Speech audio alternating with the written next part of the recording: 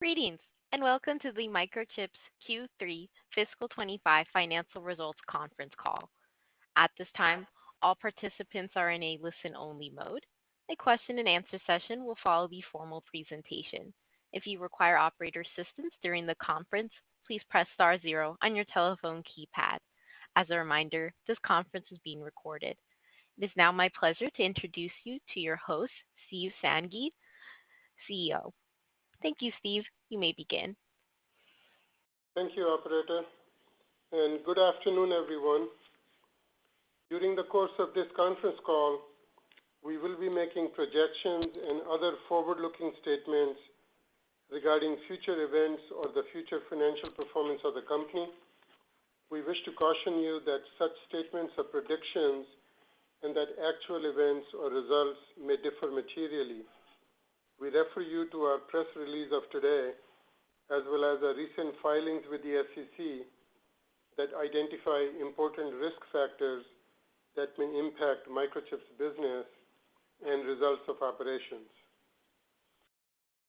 In attendance with me today are Rich Simoncic, Microchip's COO, Eric Bjornhold, CFO, and Sajid Daudi, Head of Investor Relations. I will comment on our restructuring and my observations since returning to Microchip as CEO.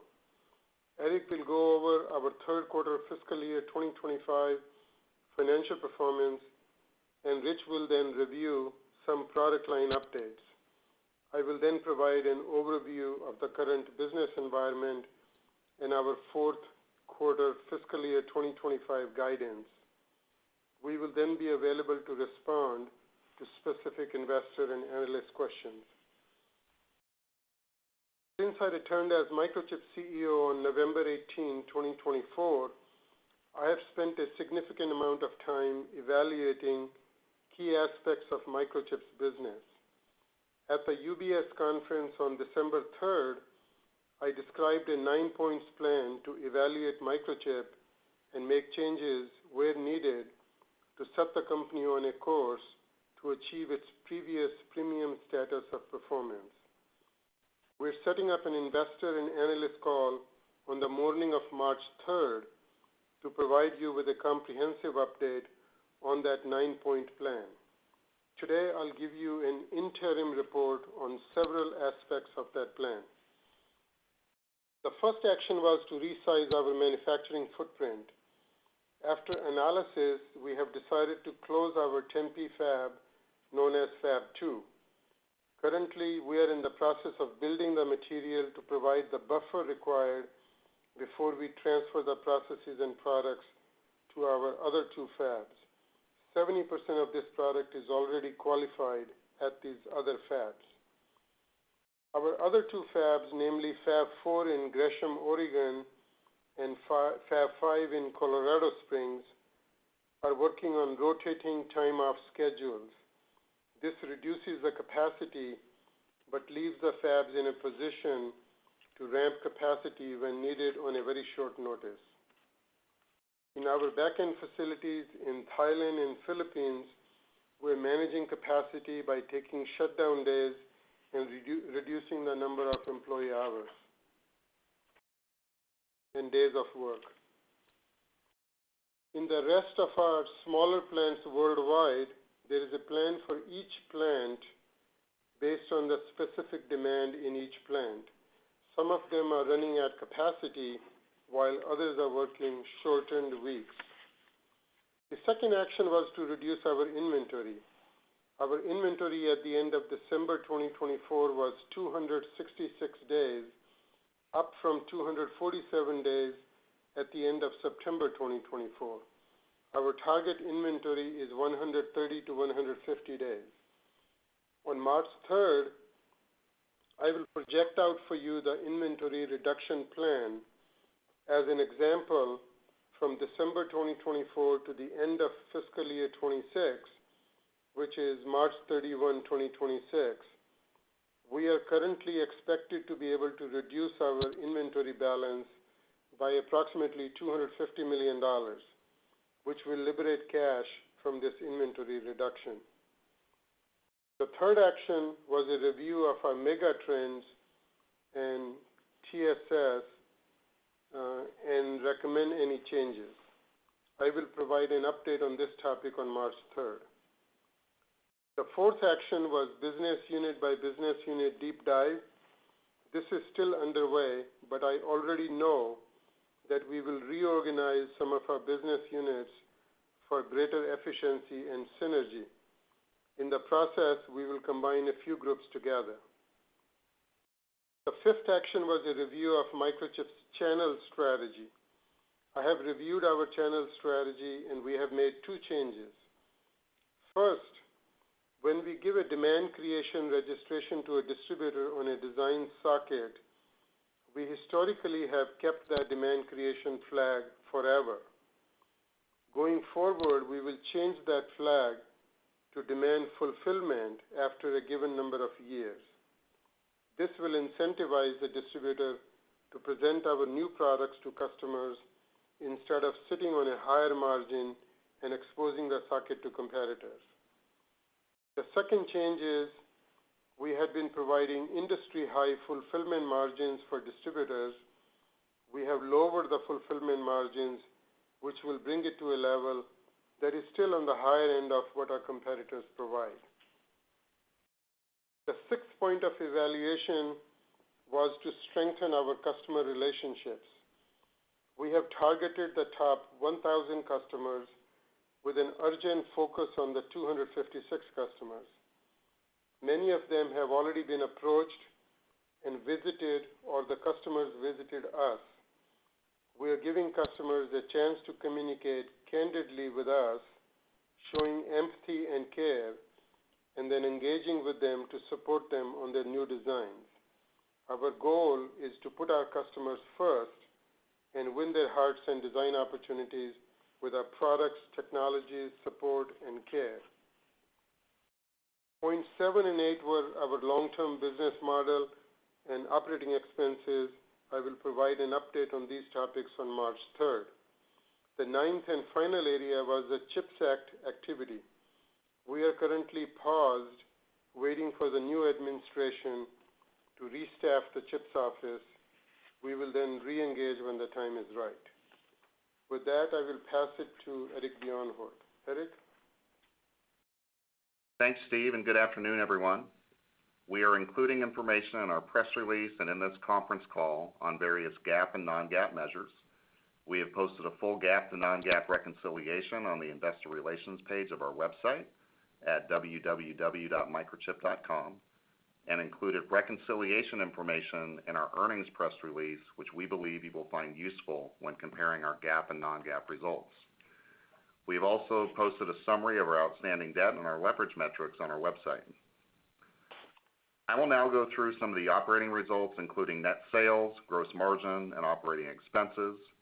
Other than net sales, I will be referring to these results on a non-GAAP basis, which is based on expenses prior to the effects of our acquisition activities, share-based compensation, and certain other adjustments as described in our earnings press release and in the reconciliations on our website.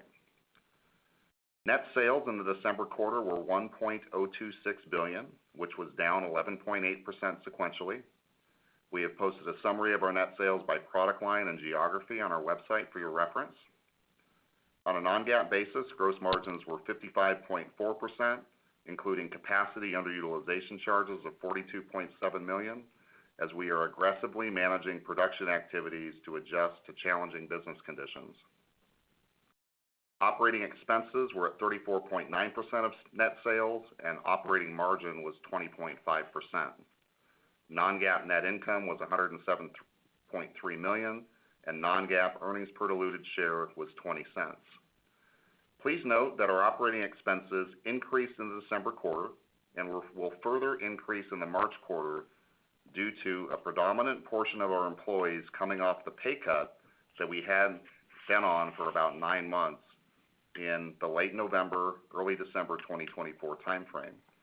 The full quarterly impact of this is reflected in our operating expense guidance for the March quarter.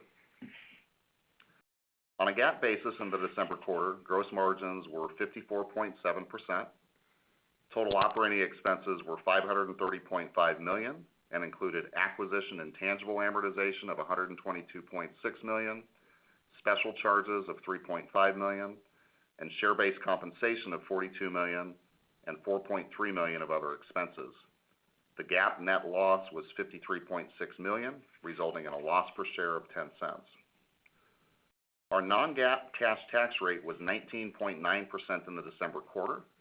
We currently expect our non-GAAP cash tax rate to be approximately 14.5% for the fourth quarter of fiscal year 2025, which is modestly higher than our previously forecasted 13% tax rate. This is a result of expected overpayments in two of our larger tax jurisdictions, which will have the impact of reducing our fiscal year 2026 tax rate as we are calculating this on a cash basis. Our non-GAAP cash tax rate is exclusive of the transition tax and any tax audit settlements related to taxes accrued in prior fiscal years.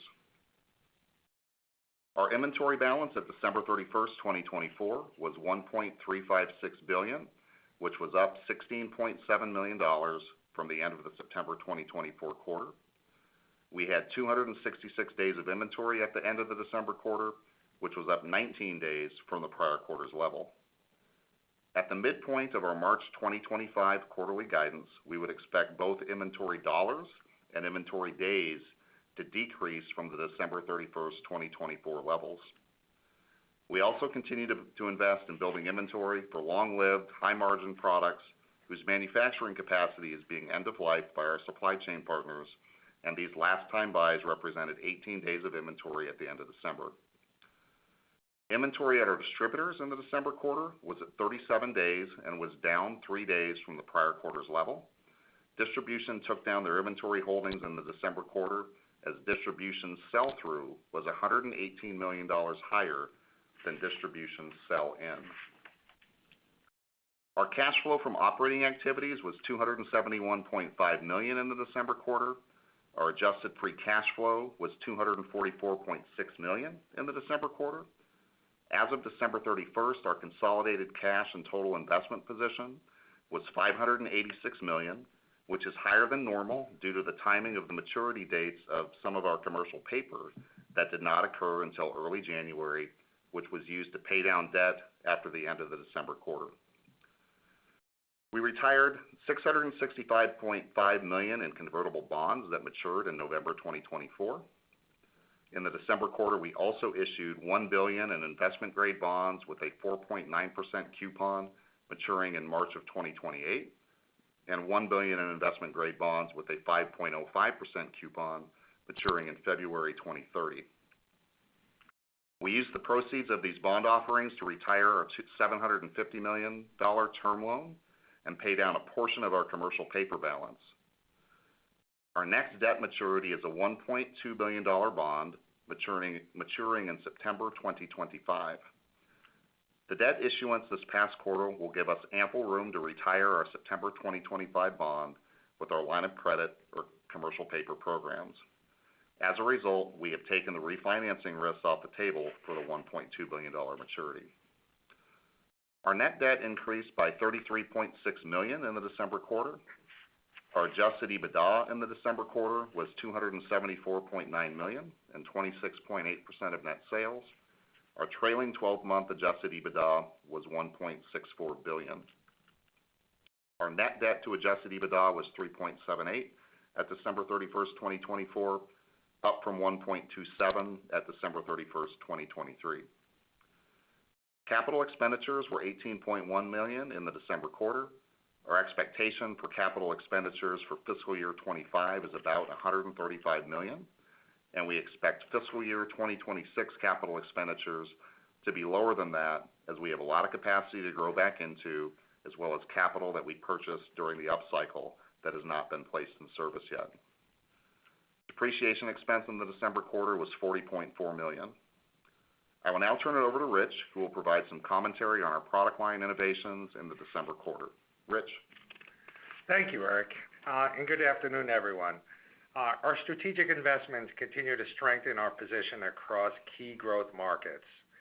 In our core microcontroller business, and we introduced a new generation of 64-bit RISC-V processors featuring advanced AI capabilities, integrated time-sensitive networking, and next-generation security.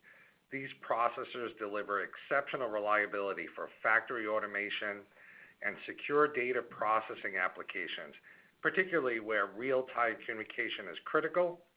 Initial customer response has been strong, with promising design win momentum across industrial and aerospace and defense sectors. We expanded our Wi-Fi portfolio with 20 new products, spanning microcontrollers and plug-and-play modules, helping customers simplify robust, secure wireless connectivity and accelerate time to market. We also introduced a new Smart Touch controller with an industry-standard interface, making it simpler for manufacturers to implement water-tolerant touch solutions in their products. For high-speed wired connectivity, we continue strengthening our automotive networking portfolio with ASA Motion Link technology, enabling next-generation software-defined vehicles with high-speed data exchange between systems. Our innovative technology is currently being evaluated by several leading global automotive manufacturers. Our FPGA portfolio achieved two notable milestones. We earned the highest level of space certification for our radiation-hardened chips, strengthening our position in critical space missions, and released a new sensor connectivity solution for NVIDIA's Holoscan platform, enabling AI applications in medical imaging and industrial automation. These developments reinforce our commitment to providing comprehensive solutions across our target markets while making it easier for customers to implement advanced capabilities in their next-generation products, demonstrating our ability to simplify advanced technological implementation for our customers. With that, I will pass the call to Steve for comments about our business and guidance going forward. Steve. Thank you, Rich. As Eric described in his prepared remarks, our December quarter net sales were $1.026 billion, down 11.8% sequentially and down 41.9% from a year ago quarter, as we continue to navigate through a very large inventory correction following a post-COVID supercycle. We saw continued broad-based weakness in the December quarter. Our revenue from our microcontroller, analog, FPGA, and other businesses were all down sequentially. Geographically, our business was down sequentially in all major geographies of Americas, Europe, and Asia. Now let's get into our guidance for the March quarter. We believe substantial inventory destocking has occurred at our customers, channel partners, and their downstream customers. Everyone would like me to call the last quarter as a bottom. However, in our view, the inventory at our customers, channel partners, and their downstream customers has not fully corrected yet. Our bookings remain low, although the current quarter bookings are running at a higher rate than in the December quarter. Our backlog started out lower for the March quarter than it was at the start of the December quarter, so we have a lot of turns to take for the March quarter, and the visibility remains low. Taking all these factors into account, we expect our net sales for the March quarter to be between $920 million and $1 billion. We expect our non-GAAP gross margin to be between 52% and 54% of sales. We expect non-GAAP operating expenses to be between 37.7% and 40.5% of sales.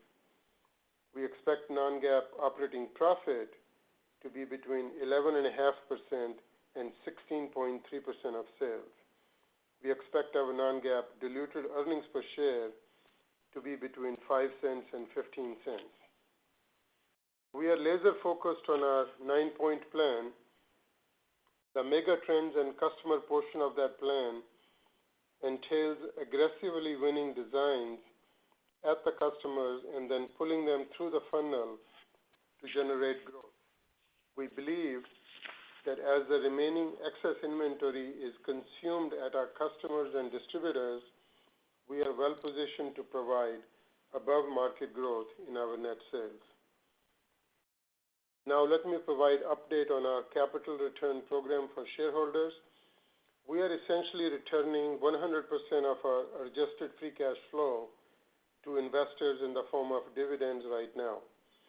Due to depressed net sales, our adjusted free cash flow is currently less than our dividend, and in certain quarters we have had to make higher bond interest payments and tax payments.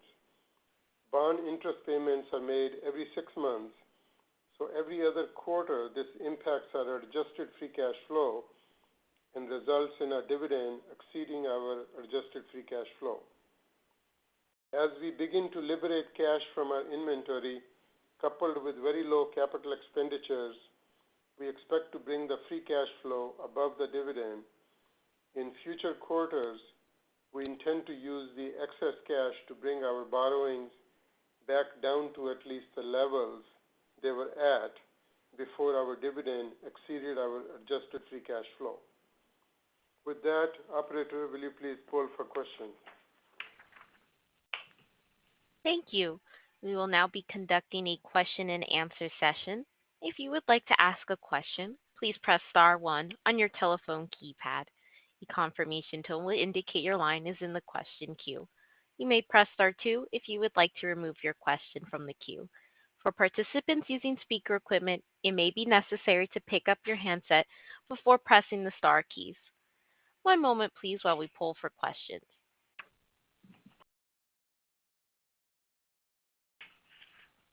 Thank you. Our first question comes from the line of Vivek Arya with Bank of America Securities. Please proceed. Thanks for taking my question. Steve, I appreciate your comments, and I realize visibility is limited, but you mentioned inventory remains elevated at customers and channel partners.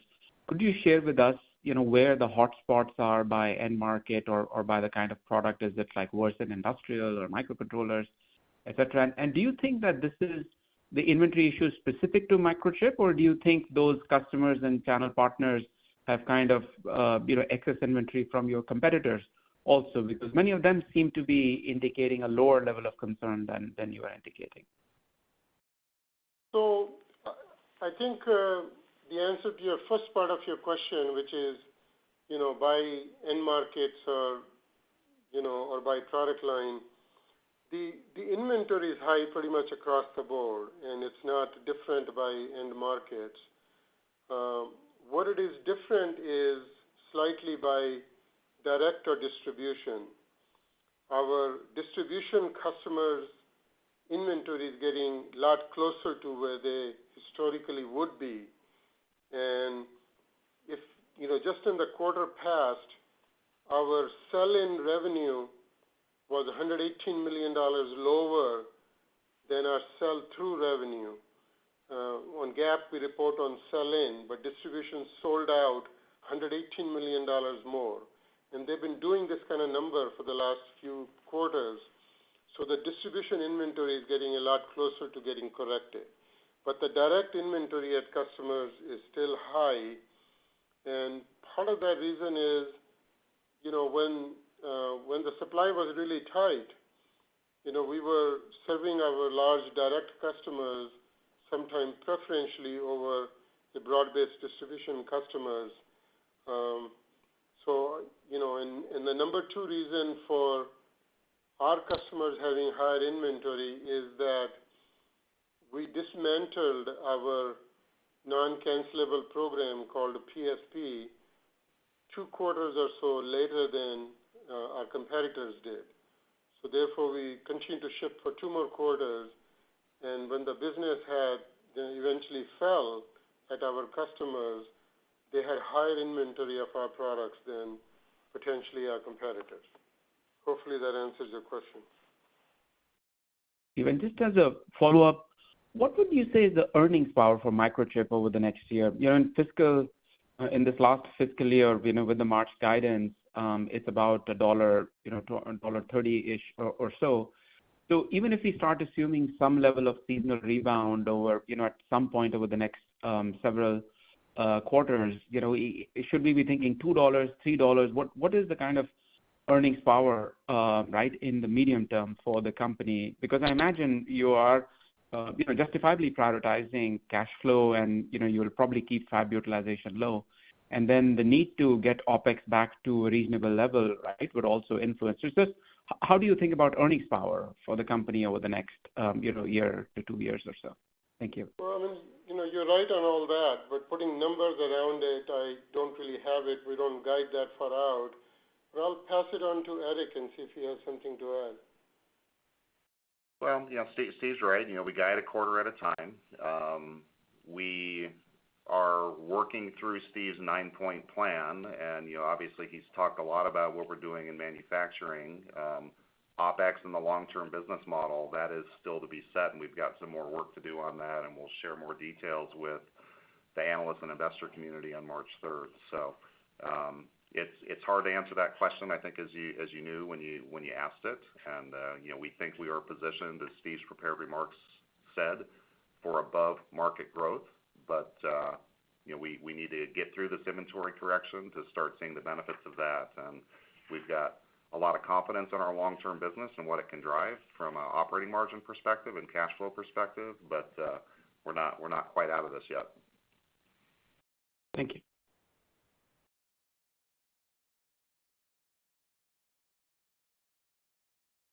Thank you. Our next question comes from the line of Blayne Curtis with Jefferies. Please proceed. Hey, good afternoon.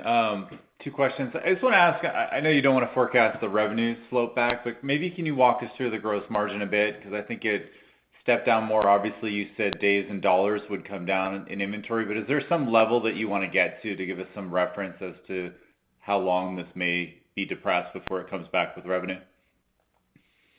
So I think, on March 3rd, we'll give you some data on inventory depletion and right-sizing our factories and all that, with which you may be able to model, the question you asked and the question Vivek asked.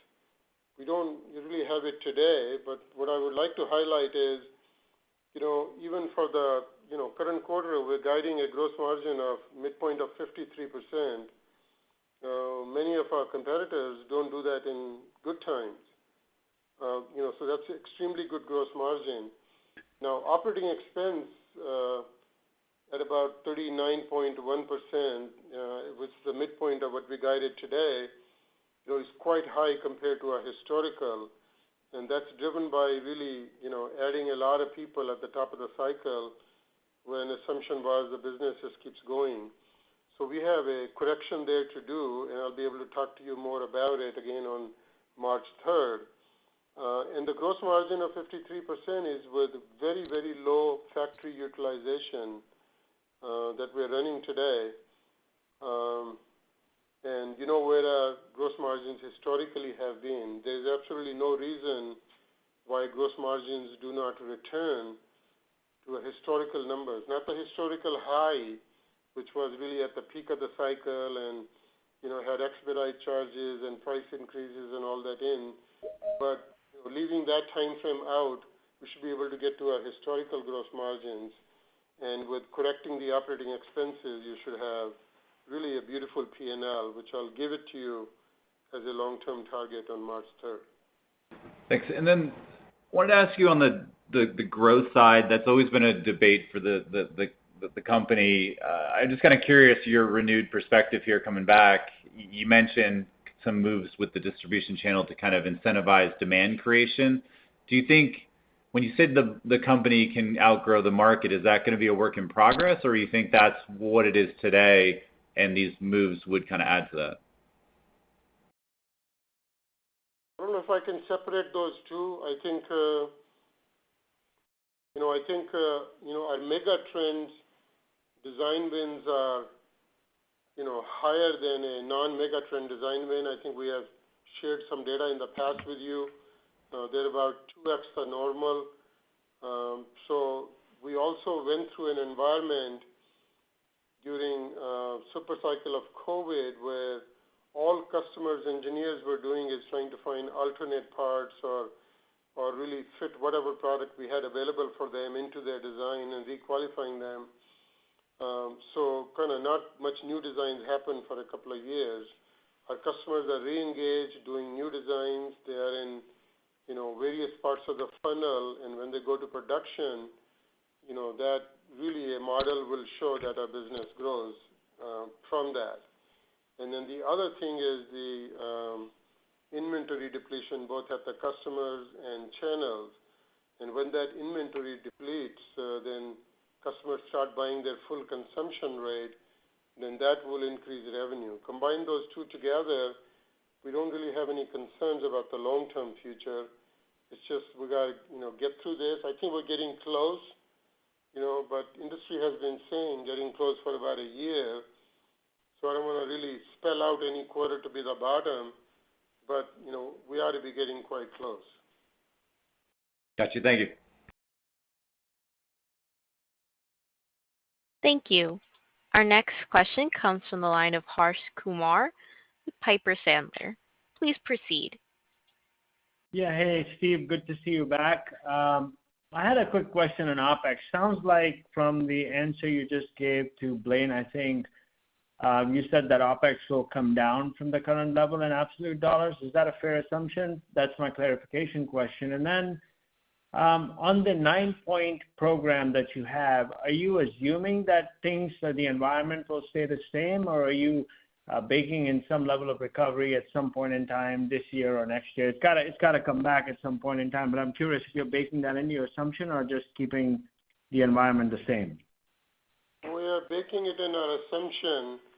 The growth will be a result of some return of business when the inventory is depleted, plus our efforts into winning new designs with all the new products we have introduced in the last 3-4 years.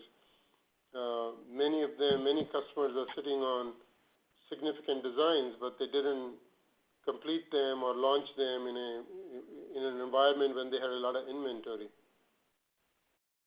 Understood.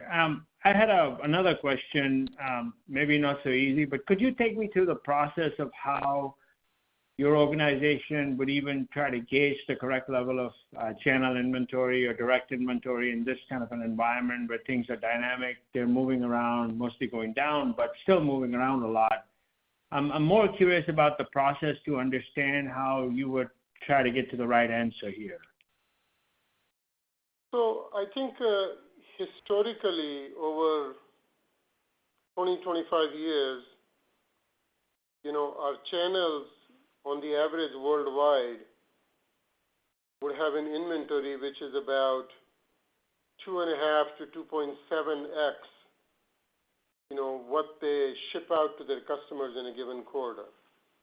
And it kind of really stayed in that window, 2.5 to 3. There have been very few occasions when the inventory was much higher than that. One happened soon after the Microsemi acquisition. When we consolidated the numbers, Microsemi inventory was closer to 4 and ours was lower. And then to that, we aggressively brought it down. So it can change, but in general, it is in that. And we see no reason why distributor inventory would come back down to below 3. Understood. Thank you. And I think when you're saying that, Steve, you mentioned 2.5 times what they ship in a quarter. It's really 2.5 to 3 months of inventory based on what they're shipping out. 2.5 to 3 months, sorry. Yeah. That's all right. Understood. Thank you. Teamwork. Thank you. As a reminder, please press star 1 to ask a question at this time. Our next question comes from the line of Toshiya Hari with Goldman Sachs. Please proceed. Hi, thank you so much for taking the question. Steve, it sounds like you've been spending quite a bit of time with customers over the past 2 months since your return. I'm curious what the feedback has been to you and the company, any common threads, and How do you plan on responding to some of the customer asks going forward? What do you need to do to regain any lost trust, if you will? So I'm going to hand that question to Rich Simonsak. He has talked to more customers than I have. I've been spending a lot of time on the business units and the factories and customers also when they come to us, but I may add something, but let him give the basic answer. Go ahead, Rich. So we've been spending a lot of time in front of customers, and mainly what customers are dealing with today is trying to digest the inventory that they have and dealing with the weaker markets. So we've been spending time with our distributors, our catalog houses, and our customer relationships are in pretty good shape. Where we're losing, or not losing, but where we have some tough customer relationships, or where they're sitting on quite a bit of inventory, from a PSP program, or upset about some of the price increases that took place during the COVID period. But I think a lot of customers suffered from that from other semiconductor suppliers. So we're trying to do is work with them, understand where they're upset on some of those customers, and then and see what we can do going forward. I don't think there's anything magic here, other than us working together to find good win-wins going forward. I think as we went through the customer relationships, we found twice as many that were happier with us, that our relationship improved, and then we had some that our relationship had degraded. And where we have those that degraded, and our worst accounts where they had degraded was those 256 that Steve highlighted. And out of the abundance of customers we have, we're going to work on those 256 where we've degraded that relationship. Thank you. Really, no customer is telling us, go away, you're horrible, anything like that. I think our products are good, our tools are good, our service and support has been world-class over the years. In many of these customers, we have a multi-decade relationship.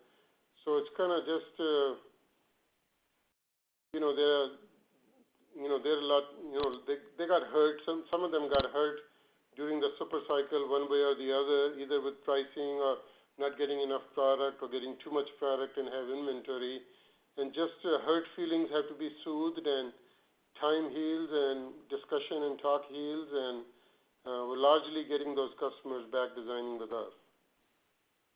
Great, thank you. And then as a quick follow-up, maybe on pricing, calendar 24, where did blended ASPs for you all land roughly, and how should we think about 25 and sort of the forward path? I think many of your peers have said something along the lines of, they expect pricing to revert to pre-pandemic patterns, which is down low single digits. Are you thinking about pricing the same way, or could it be, a little bit different for you guys? Thank you. So, my sense is that short term, yes, what the competitors are doing is correct, but I'm not sure it returns to a price drop every year, because pre-pandemic, Microchip wasn't giving a year-over-year price decrease. Our costs don't go down year over year. Many of the costs go up, and through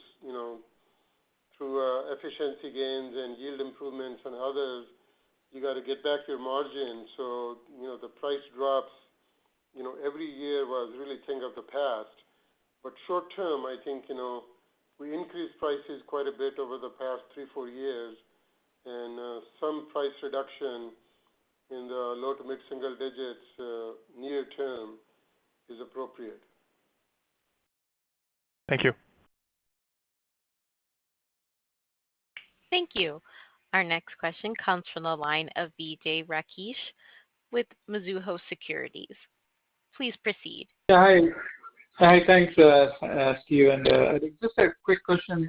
As you look at your different segments, autos, industrial, consumer, etc., is there a way to tell us what the split is and how they've done year on year?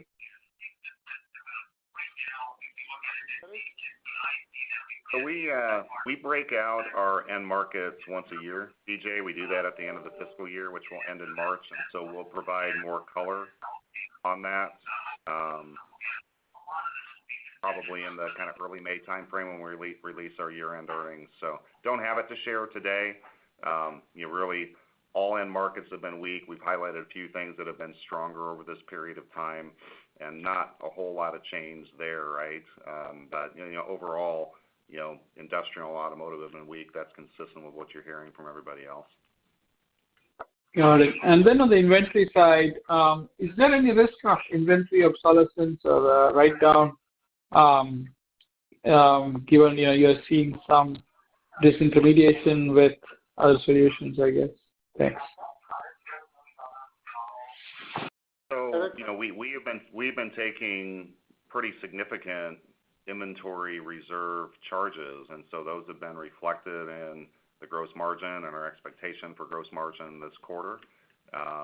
We've got a lot of inventory sitting on the balance sheet, and revenue has been falling and backlog's been falling. So with low visibility and lower revenue and a high level of inventory, that's just the place we're in right now. But Steve's talked about the actions that we're taking to reduce inventory in dollars and days, and I think we've got a good plan in place to do that. And so as we move forward, not saying necessarily this quarter is there, our gross margin guidance is down, but as we move forward, those charges should reduce as the inventory balance comes down, and hopefully we see a better revenue environment. Got it. Thank you. Welcome. Thank you. Our next question comes from the line of Chris Danley with Citi. Please proceed. Hey, thanks, guys. I guess question for Steve/Rich.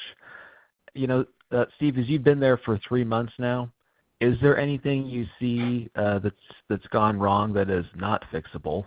And then if you/Rich could just spend some time on your assessment of Microchip's competitive positioning and how you feel that is, let's say, versus a couple of years ago. Thanks. So I haven't found anything that is not fixable. I think right-sizing the factories is fixable, and we're in the process of doing so. The high inventory is fixable, and we're in the process of doing so.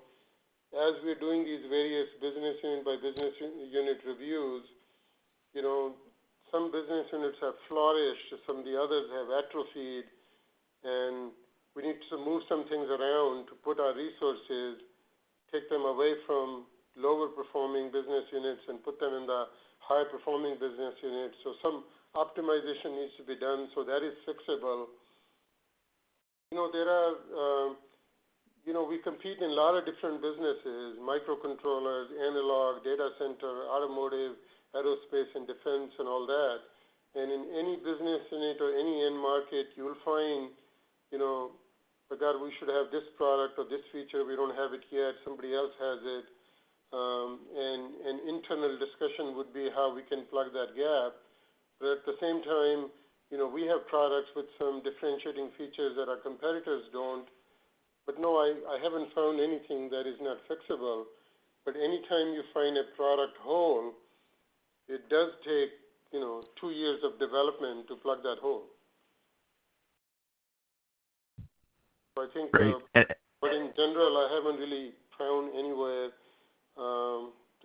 any major problem that is not fixable, but it takes time to fix some of these things.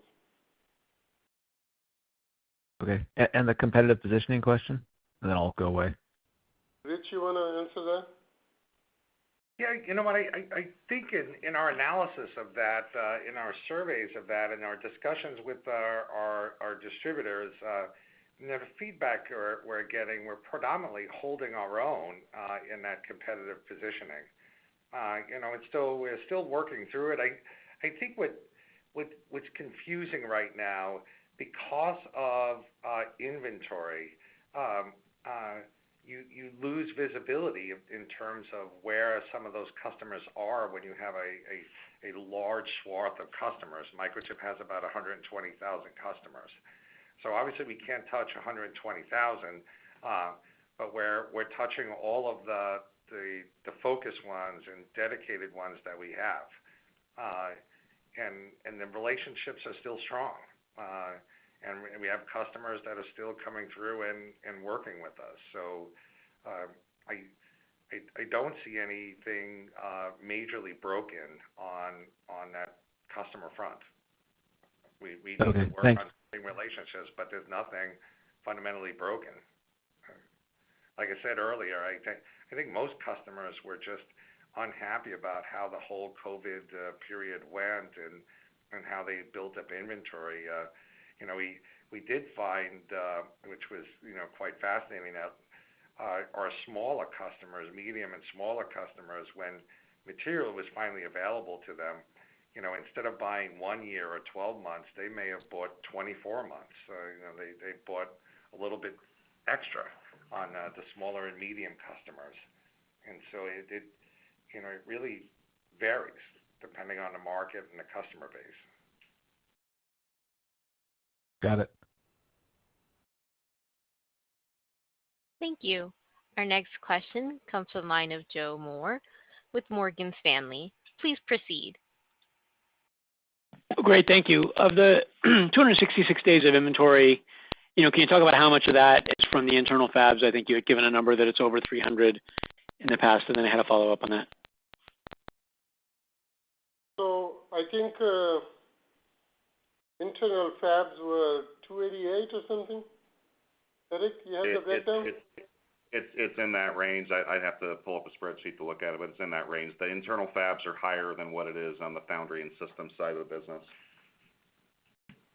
Okay, and then you talked about taking an inventory kind of reserve around the lower utilization. Like, that 53%, does that fully reflect the lower utilization, or is there kind of a lingering cost of inventory that's higher because of that lower utilization going forward? Well, when you're running the factories less efficiently, you are capitalizing costs and inventory at higher levels, even though you're taking these underutilization charges. So, it takes some time to work through that higher cost inventory. But, I would expect to see gross margin improvement before that because, these inventory reserve charges will go down, right? We've taken a lot of reserve charges. At some point, we will get sell-through benefit from that also. So it's hard to predict exactly how that will weigh, and we'll probably just give, quarterly guidance, and we'll give a long-term target. But, we are, reflecting in the gross margin you see today, the underutilization charges, and, as the factories build that back up, those charges will go down. And, obviously we're taking out our third largest factory in Fab 2 that's going to help us get inventory corrected faster than if we had not taken that step. Great, thank you so much. Thank you. Our next question comes from the line of Tore Svanberg with Stifel. Please proceed. Yes, good afternoon. This is Jeremy calling for Tore. I guess just maybe going back to the turns and question, can you just help us maybe quantify or size a little bit the turns that you might need to get the midpoint, and how that compares versus historical cycles and at different points in the cycle historically? Thank you. Eric, I didn't get that. There was a lot of noise. Did you get that? No, I didn't get that. I've got it. So the question is, I'll repeat it real quickly, is, what and when we're looking at the current quarter to get them the midpoint, how do the turns look compared to what we've seen historically? And so I'll give an answer to that, and Rich and Steve can add to it if they want to. So, when lead times are very short, which they are today, our business has historically been able to respond to a high level of turns, and it's just a matter, is the customer demand there to fill that in? We've given guidance based on what we think is reasonable for the quarter, and obviously given a range of guidance, and the turns required to meet that are not outside of what would be normal in a short lead time environment. Very helpful. Yeah, and maybe to just add one more piece to it, because there's turns and then there's expedites and pull-ins, and we're continuing to see expedites and pull-ins come in as well. right? And what a pull-in would be we already have backlog in place that sits outside of the quarter, and then the customer comes to us and say, "Hey, instead of needing that product in April, now I need it in March. Can you support that?" And that's what Rich means by a pull-in.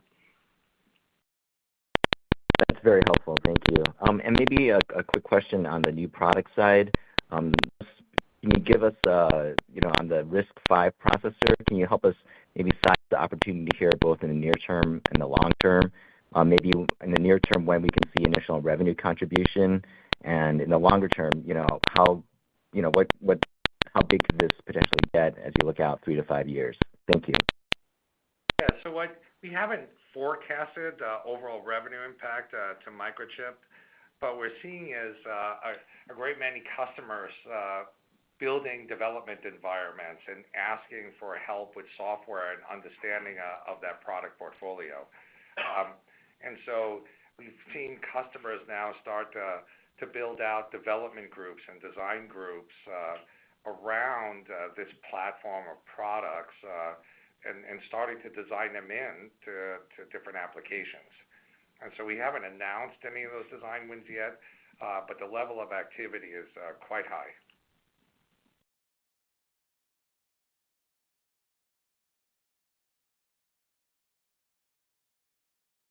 Thank you. Our next question comes from the line of Craig Ellis with B. Riley Securities. Please proceed. Yeah, thanks for taking the question. And team, thanks for all the color so far. Steve, I wanted to go back to the plan's first point on production and ask a more qualitative question. Can you help us understand where the team is in assessing the right level of front-end and back-end capacity, and where you are in terms of identifying the specific steps that are needed to realign that capacity and the things that allow you to be operating at the new correct capacity that you determine? The team is very far along identifying what steps need to be taken to right-size the other factories beyond closing down Fab 2. And we'll be disclosing that to you on March 3rd. Got it. And then, Eric, I'll just follow up the point you made on the debt maturity in September. It sounds like you're well positioned to deal with that. Is it correct that the next maturity beyond that would be in March of 2028? And if not, can you help me understand when that would be? Yeah. Eric is trying to look at his computer. Yeah, I'm just pulling it up to make sure I don't misspeak to it. So we do have another tranche of $1 billion due in March of 2028. The $1.2 billion we talked about, we'll have to redo our line of credit at some point in time. That's a pretty standard process that we go through. But that's how the tranches are laying out right now. The $1.2 billion in September of 25 is the next one, and then after that, it's not till 28. Got it. Thanks, guys. Thank you. Our next question comes from the line of Chris Caso with Wolfe Research. Please proceed. Yes, thank you. I guess the first question with regard to the dividend, and I know at this point you're not fully generating free cash flow to support the dividend. Could you talk about your level of commitment to that dividend, and as we're going through sort of the recovery plan and such, that we're still committed to this dividend in the foreseeable future as free cash flow starts to get better? Yes. So as you may have noticed, we did not increase the dividend by a smidgen, that we have been doing it probably for years and years. So there's no reason to add to it, and we'll keep this dividend flat, but there is no reason to take it down. Not generating enough cash flow is a very short-term problem, and it kind of raises its ugly head every 6 months, because every 6 months bond payments are due. And in one quarter, they're not there, and the other quarter, the dividend payment, the bond payment pops up. So every other quarter, we have to borrow some money to pay the dividend. But I think this problem should really go away in the coming quarters pretty rapidly. So because it's a short-term issue, there's no reason to do a long-term damage by cutting the dividend. Yeah, maybe just as an example, our adjusted free cash flow in the December quarter is essentially equal to what our dividend payment is in March, but our adjusted free cash flow will be lower in the March quarter and then won't cover what we would pay in the June quarter. And we always have based our capital return program based on the prior quarter's free cash flow. So anyway, right now it's obviously not as high as we would like it to be, but confidence in the business getting back to higher levels and profitability returning, as well as the working capital management we're doing with the inventory reduction is going to help us with that. Understood. For a second question, it's about kind of manufacturing capacity, and I know you're going to provide some more details in March. But I guess two parts to that. One would be, internally, you don't have access to 300 millimeter manufacturing, and it doesn't sound like that's something that you're going to pursue. Do you feel that the internal fab network is still competitive with the rest of the market as you see some others, start to expand on 300 millimeter? How does Microchip respond to that? And then secondly, you've seen some other competitors move to a China for China manufacturing strategy because of some of the geopolitical tensions, the feeling that Chinese customers want manufacturing footprint inside of China. How is Microchip responding to that?